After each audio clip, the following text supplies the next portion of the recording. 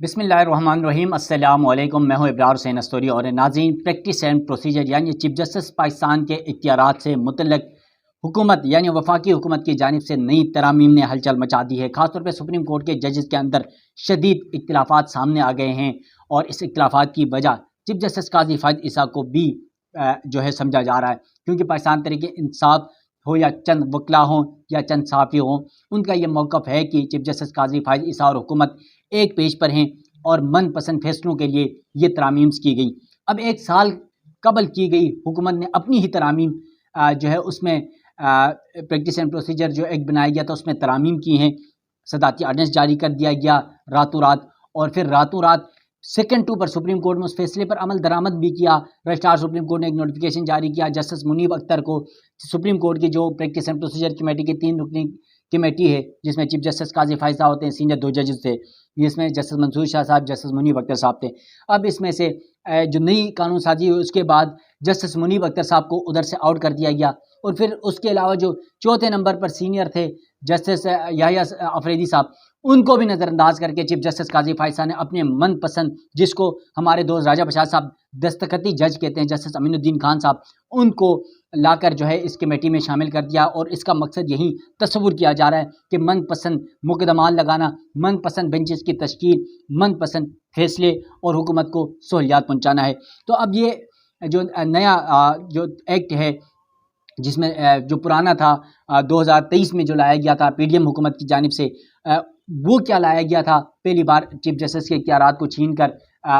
قاضی فائد صاحب کی کو خوش کرنے کے لیے جو کی گئی، اس وقت چیف جسٹس نہیں تھے قاضی فائد صاحب، عمر عطا بندیال کو کس طرح مسائل پیدا کرائے گئے، اور اسی بنیاد پر چیف جسٹس اب جو چیف جسٹس بنے قاضی فائد صاحب نے چیف جسٹس بننے سے پہلے 5 مہینے ایک بھی مقدمہ نہیں سنا، صرف اس لیے کہ پریکٹس اینڈ پروسیجر ایکٹ پر عمل درآمد کیوں نہیں کیا گیا، جب تک عمل درآمد نہیں کرتا۔ اور پھر انہوں نے چیف جسٹس بننے کے بعد اس پر عمل درآمد کر کے پھر مقدمات سنے۔ 5 مہینے جو مراد لیے، جو تنخواہیں لیے، جو عوام کے پیسے خرچہ ہوا، اس کا جواب قاضی فائد صاحب کب دیں گے؟ اب جو حکومت کی جانب سے ترامیم کی گئی ہیں 2023 میں کیا تھی، 2024 میں کیا تھی، کس طرح اختیارات دیے گئے، کس طرح اختیارات وہ ضرورت کے وقت چھینے گئے، اور کس طرح ضرورت کے ٹائم اس کو استعمال کیا جا رہا ہے، اس کی تفصیلات آپ کے سامنے رکھوں گا۔ پھر پاکستان بار کونسل اور پھر سپریم کورٹ بار کونسل بھی، جس کو بیسیکلی ویسے تو چیف جسٹس قاضی فائد صاحب اور حکومت کی بی ٹیم تصور کی جاتی ہے، لیکن دونوں کا موقف اس بار اس پریس ریلیزوں کے اوپر بہت سخت موقف آیا ہے۔ یہ معاملہ صرف پریس ریلیزوں تک رہتا ہے سپریم کورٹ بار اور پاکستان بار کونسل کا، یا پھر واقع کوئی حتمی مومنٹ شروع ہونے جا رہی ہے۔ دوسری جانب آپ کو پتہ ہے پاکستان تحریک انصاف کے حمایتی وکلا ہوں یا پھر جو حامد خان گروپ ہیں، وہ پہلے ہی اعلان کر چکے ہیں اس معاملے کے اوپر، تحریک کا عدلیہ کے اندر تو جو معاملات ہونے جا رہے ہیں اس پہ۔ تو اب آپ کے سامنے رکھتا ہوں کہ یہ رد و بدل کیا ہوا ہے۔ چیف جسٹس پاکستان کے اختیارات میں رد و بدل، حکومت نے اپنا ہی 2023 میں بنایا گیا پریکٹس اینڈ پروسیجر ایکٹ میں ترمیم کر لیا۔ پریکٹس اینڈ پروسیجر ایکٹ 2023 میں کیا نکات تھے اور اب 2024 میں کیا کیا ترامیم کی گئی ہیں؟ حکومت کی نئی ترامیم کے بعد سپریم کورٹ کی 3 رکنی کمیٹی میں چیف جسٹس قاضی فائد صاحب اور سینئر ترین جج جسٹس منصور علی شاہ کے ساتھ چیف جسٹس کی مرضی کے سپریم کورٹ کے کوئی بھی جج تیسرا جج ممبر ہوگا۔ اب تیسرا جج کون سا آ گئے؟ منیب اختر صاحب کو ہٹا دیا، اور پھر جسٹس امین الدین خان کو لے کے آگے جو 5ویں نمبر پر ہے سینئر میں، جنہوں نے چیف جسٹس بھی کبھی نہیں بننا ہے۔ آپ 3 سینئر جنہوں نے چیف جسٹس بننا ان کو بھی چھوڑ کے 5ویں نمبر کے جج کو لے کے آگے۔ چیف جسٹس نے ایک پر عمل درآمد کرتے ہوئے جسٹس منیب اختر کو ہٹاتے ہوئے ان کی جگہ ججز کمیٹی میں 5ویں نمبر پر موجود سپریم کورٹ کے جج جسٹس امین الدین خان کو شامل کر لیا ہے۔ جو میں پہلے بتا چکا ہوں کہ حکومت اور قاضی فائد صاحب ایک پیج پر ہیں، وہ اپنے من پسند بینچز کی تشکیل، مقدمات کی فکسیشن اور من پسند فیصلوں کے لیے جسٹس منیب اختر کو آؤٹ کیا، کیونکہ ماضی میں یہ تاثر تھا جسٹس منیب اختر جسٹس عمر عطا بندیال گروپ کا حصہ تھے، لیکن اس وقت قاضی فائد صاحب کے ساتھ تو منصور شاہ صاحب تھے، لیکن منصور شاہ صاحب کو وہ نہیں ہٹا رہے ہیں، ابھی بھی منصور شاہ صاحب کے اور ان کے درمیان بھی اختلافات ہیں۔ پھر چیف جسٹس پاکستان کے اختیارات سے مطلب 2023 میں پی ڈی ایم حکومت نے پریکٹس اینڈ پروسیجر ایکٹ منظور کر لیا، یعنی اب 2023 میں کیا کیا کی تھی وہ میں آپ کے سامنے رکھتا ہوں، پھر 2024 کا رکھتا ہوں۔ اب اس میں پریکٹس اینڈ پروسیجر ایکٹ منظور کر لیا۔ چیف جسٹس کے اختیارات کے حوالے سے practice and procedure act 21 April 2023 کو منظور ہوا۔ Supreme court practice and procedure 2023 مجموعی طور پر 8 شقوں پر مشتمل تھا، جس کے مطابق سپریم کورٹ میں مقدمات کی فکسیشن اور بینچز کی تشکیل کا اختیار 3 رکنی ججز کمیٹی کو دیا گیا۔ ایکٹ کے مطابق چیف جسٹس پاکستان اور 2 سینئر ججز پر مشتمل 3 رکنی کمیٹی اکثریت کی بنیاد پر فیصلے کرے گی، یعنی بینچز کی تشکیل اور جو کیسز کی فکسیشن ہے اس کے اوپر۔ پھر شق نمبر 3 اس جو پریکٹس اینڈ پروسیجر تھا اس کا ایکٹ کے، اس کے مطابق 184(3) کے آنے والے ہر معاملہ، یعنی جو 184(3) از خود نوٹس کے مقدمات ہوتے ہیں یا بنیادی حقوق کے مقدمات ہوتے ہیں، اس معاملے پر کمیٹی کے سامنے رکھا جائے گا اور کمیٹی معاملے کو بنیادی حقوق کے نفاذ اور عوامی اہمیت کے معاملے پر جانچے گی اور 184(3) کے مقدمات کو کم از کم 3 ججز پر مشتمل بینچ سماعت کرے گا۔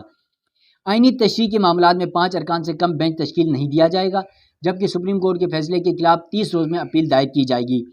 اپیل 14 روز میں اصل بینچ سے بڑے بینچ کے سامنے مقرر کی جائے گی، جبکہ ایکٹ کے مطابق شق 2 یا 5 کے تحت متاثرہ فریق کو 184(3) کے مقدمات میں اپیل کا حق دیا گیا، جبکہ نظر ثانی کی درخواست میں نیا وکیل کرنے کا اختیار، اور پھر جلد نوعیت کے مقدمات کو 14 دنوں کے اندر سماعت کے لیے مقرر کیا جائے گا۔ یہ 2023 کا ایکٹ تھا جو پریکٹس اینڈ پروسیجر ایکٹ بنایا گیا۔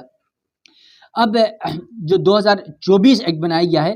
اس میں کیا کیا گیا؟ حکومت کی جانب سے وفاقی حکومت نے supreme court practice and procedure ordinance میں ترمیم کر دیا، یعنی 2024 کے نام سے آرڈیننس میں پریکٹس اینڈ پروسیجر ایکٹ کے سیکشن 3 میں ترمیم شامل کی گئی ہے۔ اب سیکشن 3 میں کیا؟ آرڈیننس کے مطابق سماعت سے قبل مفاد عامہ کی وجوہات دینی ہوگی، یعنی کون سی وجہ ہے جس سے مفاد عامہ متاثر ہو رہا ہے اس کی وجوہات دینی ہوگی۔ پریکٹس اینڈ پروسیجر ایکٹ میں سیکشن 7A اور 7B کو بھی شامل کیا گیا، یعنی 2 نئے سیکشن شامل کیے گئے، 7A اور 7B۔ اب یہ 7A اور 7B کیا ہے یہ آپ کے سامنے رکھتا ہوں۔ پریکٹس اینڈ پروسیجر ترمیم ایکٹ کی سیکشن 2 میں ایک ذیلی شق شامل کی گئی ہے۔ پریکٹس اینڈ پروسیجر ایکٹ کے تحت کمیٹی میں چیف جسٹس کے علاوہ ایک سینئر ترین جج اور ایک چیف جسٹس پاکستان کا نامزد کردہ جج شامل ہوگا، یعنی اس سیکشن کو عمل درآمد کرتے ہوئے آپ کو پتہ ہے کہ نوٹیفیکیشن بھی جاری ہو گیا۔ جسٹس امین الدین خان کو 3 رکنی کمیٹی جو 5ویں نمبر پر تھے انہیں شامل کیا گیا،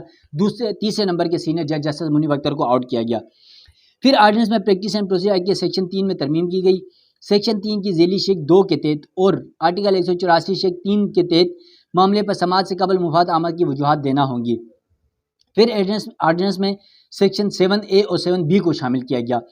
عدالتی یعنی سیکشن 7A کے تحت ایسے مقدمات جو پہلے دائر ہوں گے انہیں پہلے سنا جائے گا، یعنی جو بھی کیس پہلے آئے گا اس کو پہلے سنا جائے گا اور جو بعد میں آئیں گے اس کو بعد میں سنا جائے گا۔ اگر کوئی عدالتی بینچ اپنی باری کے برخلاف کیس سنے گا تو اسے اس کی وجوہات دینی ہوگی۔ اگر کوئی بینچ اس طرح کا کوئی کیس سنے گا یا اس کے پاس آئے گا تو اس کو وجہ بھی بتائے گا۔ پھر جو سیکشن B ہے جس میں جو نئی سیکشن شامل ہے، یعنی 7A اور 7B۔ اب 7B میں یہ ہے کہ سیکشن 7B کے تحت ہر عدالتی کیس یعنی اپیل کی ریکارڈنگ ہوگی، یعنی ہر کیس کی ریکارڈنگ ویسے سپریم کورٹ میں ابھی بھی ہوتی ہے لیکن اس کی ریکارڈنگ ہوگی اور ٹرانسکرپٹ تیار کیا جائے گا۔ پہلے ٹرانسکرپٹ تیار نہیں ہوتا تھا، اب ٹرانسکرپٹ تیار کیا جائے گا جو سپریم کورٹ کی ویب سائٹ میں اپلوڈ کر دیا جائے گا عام عوام کے لیے، اور پھر اس کو جو ہے عام عوام بھی دیکھ سکے گی، اور اگر کوئی اسے لینا چاہے تو عدالتی کارروائی کے جو ٹرانسکرپٹ ہے کوئی استعمال کرنے کے نہ چاہے، کوئی لینا چاہے اٹیسٹڈ کاپی اس کی، تو 50 روپے فی صفحہ کورٹ فیس کے ساتھ حاصل کر کے استعمال کیا جا سکے گا۔ اب جو قانونی ماہرین ہیں اس کے اوپر کیا رائے رکھتے ہیں؟ قانونی ماہرین کے مطابق 2023 میں وفاقی حکومت نے اس وقت کے چیف جسٹس عمر طاہر بنگال سے مبینہ طور پر اختیارات کم کرنے کے لیے پریکٹس اینڈ پروسیجر ایکٹ کے ذریعے چیف جسٹس سمیت 2 سینئر ججز پر تقسیم کر دیا، یعنی اختیارات کم کر کے 3 ججز پر تقسیم کیے چیف جسٹس کے، تاکہ بینچز کی تشکیل اور کیسز کی فکسیشن 3 رکنی کمیٹی کرے گی، جس پر تاحال عمل درآمد جاری تھا، اور قاضی فائزہ صاحب کے چیف جسٹس بننے کے بعد کمیٹی میں چیف جسٹس قاضی فائزہ اور 2 سینئر ججز یعنی جسٹس منصور علی شاہ اور جسٹس منیب اختر شامل تھے۔ 2 ہفتے بعد ہر 2 ہفتے بعد اجلاس منعقد کر کے اکثریت کی بنیاد پر یعنی بینچز کی تشکیل اور کیسز کی فکسیشن کی جاتی تھی۔ تو اب ہوا کیا، کچھ عرصے سے حکومت کو اس معاملے پر جو مبینہ طور پر وہ جو مقاصد تھے وہ حاصل نہیں ہو رہے تھے حکومت کو، کیونکہ جو 12 جولائی کی سپریم کورٹ میں پی ٹی آئی کی مخصوص نشستوں کے فیصلے کے بعد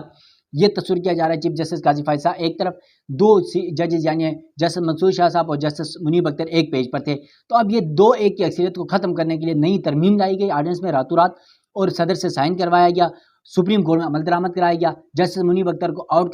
کرایا، اور پھر جسٹس امین الدین خان کو لا کے اب چیف جسٹس کے ساتھ میجورٹی پہ وہ چلے گئے۔ تو اب میجورٹی کی بنیاد پر من پسند فیصلے، من پسند بینچز، من پسند کیسز کی فکسیشن کی جائے گی۔ اب کیا ہوا، تو اپنے ہی اب جو کہتے ہیں تاہم کچھ عرصے سے حکومت کو مبینہ طور پر من پسند نتائج برآمد نہیں ہو سکے، تو اپنے ہی بنائے گئے ایک میں ایک بار پھر ترمیم کر کے چیف جسٹس کے ساتھ ایک سینئر ترین جج اور دوسرا ممبر چیف جسٹس کی مرضی سے کمیٹی میں شامل کرنے کی منظوری دی گئی۔ نئے ایکٹ کے بعد ممکنہ طور پر یعنی نئے ایکٹ کے بعد چیف جسٹس قاضی فائز اور جسٹس منصور شاہ کے ساتھ چیف جسٹس کے نامزد کردہ جو سپریم کورٹ کے جج ہیں، کوئی بھی جج وہ کر سکتے تھے، لیکن انہوں نے منیب اختر کو آؤٹ کیا۔ پھر اس کے بعد جو سینیارٹی میں جسٹس یحییٰ آفریدی تھے انہیں بھی نظر انداز کر کے 5ویں نمبر پہ جسٹس امین الدین خان کو شامل کیا۔ اب نئے ایکٹ کے تحت بننے والی کمیٹی وفاقی حکومت کی امیدیں وابستہ ہیں، شاید وہ ان کے لیے کوئی فائدہ دے سکے، مگر جو قانونی ماہرین یہ سمجھتے ہیں کہ اس سے عدلیہ میں سینیارٹی نظر انداز کرنے کے بہت زیادہ مسائل ہوں گے اور اس کا خمیازہ بھگتنا پڑے گا عدلیہ کو، وکلاء کو۔ تو اس پر وکلاء جو ہے وہ بہت زیادہ سخت رد عمل دے رہے ہیں، سخت پریشان ہیں، اور خاص طور پہ جس طرح ابھی سپریم کورٹ بار اور پاکستان بار کی جو ہے وہ پریس ریلیزیں بھی آئی۔ اب سپریم کورٹ بار کیا کہتی ہے، پھر پاکستان بار کا بھی کہتا ہوں۔ سب سے پہلے بات کرتے ہیں سپریم کورٹ بار کے۔ تقریباً سپریم کورٹ بار اور پاکستان بار کی جو پریس ریلیزیں سیم ہیں، تو میں پاکستان سپریم کورٹ بار کی جو پریس ریلیز ہے وہ آپ کے سامنے رکھتا ہوں کہ ان کی جانب سے کیا رکھا گیا ہے۔ Vice chairman Pakistan bar council نے پریکٹس اینڈ پروسیجر ترمیمی آرڈیننس کے اجرا پر شدید تحفظات کا اظہار کر دیا۔ اب vice chairman Pakistan bar council کو نے پاکستان پیپلز پارٹی کے سینئر وکیل رہے ہیں، سینئر سینیٹر رہے ہیں، چیئرمین سینٹ رہے ہیں، ٹھیک ہے، فاروق ایچ نائک صاحب ہیں، وہ یہ لکھ رہے ہیں کہ وکلاء کا دیرینہ مطالبہ تھا کہ بینچوں کی تشکیل اور مقدمات کے تعین کے لیے سینئر جج پر مشتمل کمیٹی بنائی جائے۔ آرڈیننس کے ذریعے پریکٹس اینڈ پروسیجر قانون میں ترمیم کرنا وکلاء کی جدوجہد کو نفی کرنے کے مترادف ہے۔ پریکٹس اینڈ پروسیجر قانون کی سپریم کورٹ نے خود آئینی اور قانونی طور پر درست قرار دیا تھا، یعنی وہ سپریم کورٹ نے بھی اور حکومت نے بھی۔ پھر آرڈیننس عارضی قانون سازی ہے جو اس وقت جاری کیا جاتا ہے جب کوئی ہنگامی ضرورت ہو۔ پھر پاکستان بار کونسل کی جانب سے کہا گیا کہ آرڈیننس کے ذریعے چیف جسٹس کو بینچ کی تشکیل کا یک طرفہ اور ثوابدیدی اختیار دیا گیا ہے۔ آرڈیننس ایک غیر منصفانہ قانون ہے۔ پریکٹس اینڈ پروسیجر ترمیمی آرڈیننس ایک جو ہے وہ برا قانون سازی ہے۔ Vice chairman Pakistan bar council نے رات کے اندھیرے میں مجوزہ آئینی ترمیم کی منظوری کے طریقہ کار پر بھی تحفظات کا اظہار کیا، جو میں پہلے ولاگ میں کہہ چکا ہوں کہ رات کی تاریخی میں بل بھی لایا گیا، بل منظور بھی کیا گیا، اور پھر صدر سے اس پہ دستخط بھی کرایا گیا آرڈیننس کے اوپر، اور پھر سپریم کورٹ میں رجسٹرار سپریم کورٹ سے ایک نوٹیفیکیشن کرا کے اسی ٹائم ہی جو ہے نا جسٹس منیب اختر کو آؤٹ کر کے جسٹس امین الدین خان کو کمیٹی میں شامل بھی کیا گیا۔ پھر آرڈیننس پر پارلیمنٹ کے اندر کوئی بحث نہیں کرائی گئی۔ فاروق ایچ نائک یہ کہہ رہے ہیں صدارتی آرڈیننس آئین پاکستان کی ان شقوں کی بھی خلاف ورزی ہے جس میں قانون سازی کا اختیار عوام کے منتخب نمائندوں کو دیا گیا ہے۔ حکومت کو صدارتی آرڈیننس کے اجرا سے پہلے پاکستان بار کونسل سے رابطہ کرنا چاہیے تھا، یعنی وکلاء سے رابطہ کرنا چاہیے تھا، اور پاکستان بار کونسل نے ہمیشہ آئین کی بالادستی، قانون کی حکمرانی اور عدلیہ کی آزادی کی جدوجہد کی حمایت کی ہے۔ حکومت صدارتی آرڈیننس پر رائے کے لیے پاکستان بار کونسل کی ایگزیکٹو کمیٹی کے سامنے رکھے۔ یہ پاکستان بار کونسل اور سپریم کورٹ بار کونسل نے بھی اس پر شدید رد عمل کا اظہار کیا ہے، اور اسے ججز کے اندر سپریم کورٹ کے اندر تقسیم اور ججز کو نقصان پہنچانے پر کا جو ہے معاملے پر تشویش کا اظہار کیا ہے، اور یقیناً اس سے سپریم کورٹ کے ججز تقسیم ہوں گے، گروپ بندی ہوگی، خیال اور ہم خیال ججز کا جو ماضی کا تصور تھا وہ دوبارہ رونما ہو چکا ہے، اور یقیناً چند دن بہت اہم ہے، خاص طور پہ چیف جسٹس قاضی فائز صاحب یہ کر رہے ہیں، دوسری طرف سے وہ ججز یہ کر رہے ہیں، ججز کی گروپ بندیاں ہیں، اور جس طرح چیف جسٹس عمر عطا بندیال اور چیف جسٹس قاضی فائز صاحب کے دور میں تھا وہی معاملہ اب قاضی فائز صاحب دوبارہ دہرا رہے ہیں۔ یقیناً اس وقت بھی قاضی فائز صاحب ہم سب کہتے تھے قاضی فائز صاحب کے ساتھ غلط ہو رہا ہے، لیکن اب قاضی فائز صاحب خود غلط کر رہے ہیں، کیونکہ سپریم کورٹ میں ماضی میں وہ خود اپنی تقریروں میں کہہ چکے ہیں کہ سینیارٹی کا جو معاملہ ہے اسے نظر انداز نہیں کرنا چاہیے، لیکن آج اسی سینیارٹی کو اپنے پاؤں تلے رون کر حکومتی ایما پر آپ نے جسٹس منیب اختر کو آؤٹ کیا۔ آپ کا اختیار تھا، آپ جسٹس منیب اختر کو برقرار رکھتے، پھر آپ نے جسٹس امین الدین خان کو کیوں لایا؟ کیونکہ جس طرح راجہ بشاد صاحب ہمارے دوست کہتے ہیں، صحافی ابین کے کہتے ہیں کہ جسٹس منیب اختر اور جسٹس نعیم اختر افغان اور جسٹس امین الدین خان کے حوالے سے کہ یہ چیف جسٹس قاضی فائز صاحب کے دستخطی جج ہیں، یعنی وہ قاضی فائز صاحب جو بولتے ہیں لکھتے ہیں اس پر یہ صرف دستخط کرتے ہیں یا صرف وہی جو بولتے ہیں۔ تو اس طرح کی صورتحال پر آپ نے اسی امین الدین خان کو لا کر کمیٹی میں بٹھا دیا، اور یہی تاثر بار جا رہا ہے کہ آپ نے حکومت کی ایما پر یہ سب کچھ کیا، آپ نے حکومت کو فائدے دینے کے لیے سب کچھ کیا۔ اب آپ حکومت کی فائدے کے کیسز کی فکسیشن بینچز کی تشکیل دیں گے، کیونکہ اب آپ کے پاس کمیٹی میں جب 3 ججز سے منیب اختر اور منصور شاہ صاحب، تو آپ کے معاملات پورے نہیں ہو رہے تھے، اب آپ اپنے معاملات پورے کریں گے۔ تو دیکھتے ہیں سپریم کورٹ میں یہ جو لڑائی پڑ چکی ہے، ایک طرف الیکشن کمیشن، وفاقی حکومت، چیف جسٹس قاضی فائز صاحب اور چند سپریم کورٹ کے ججز، ایک طرف پاکستان تحریک انصاف، ایک طرف بہت ساری عوام میجورٹی میں، اور پھر جو سپریم کورٹ کے بہت سارے ججز اور بہت سارے وکلا تو اب تو تقریباً اس معاملے کے اوپر تو چاہے وہ پاکستان بار کونسل ہو، Pakistan supreme court bar council ہو، یعنی جس کو میں یہ کہتا تھا پاکستان، یہ دونوں ہم تصور ہے کہ حکومتی یعنی مسلم لیگ نون کے حمایتی، پاکستان پیپلز پارٹی کے حمایتی وکلا ہیں پاکستان بار کونسل اور سپریم کورٹ بار کونسل اس وقت جو ان کی قیادت ہے، اس کے باوجود اس طرح کا شدید رد عمل جو آیا ہے، اس سے یقیناً عدلیہ میں کو بچانے کے لیے ایک نئی تحریک جو ہے وہ شروع ہونے کا امکان نظر آ رہا ہے۔ تو دیکھتے ہیں کہ کیا کچھ سپریم کورٹ کی تاریخ میں ہونے جا رہا ہے۔ تو ناظرین مجھے دیجیے گا اجازت، اللہ حافظ۔